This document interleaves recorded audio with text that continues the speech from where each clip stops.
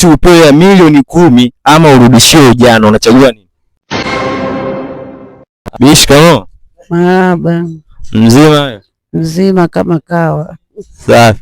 Sasa bibi, nina challenge moja hivi, uchague kimoja hapo. Umeona?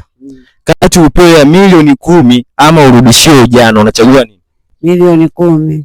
Kwa nini milioni 10 na isiyo ujana? Kwa sababu itanisaidia mpaka ujana wangu uishie. Labda ni mwenda wazimu. Na? Mwenda wazimu wewe. Nikokotee mawe. Kwa hiyo bibi, kwa wewe hapo sasa hivi hapa ni bado kijana. Maana umesema hivi kwamba itakusaidia hadi ujana wako uishi. Kwa hiyo wewe hapo bado kijana. Mimi nimeshazeeka wewe. Bana. Hebu tupigie songi moja hivi ya kizamani ambayo unaoifahamu nzuri hivi ambayo ilikuwa na bamba kipindi hicho.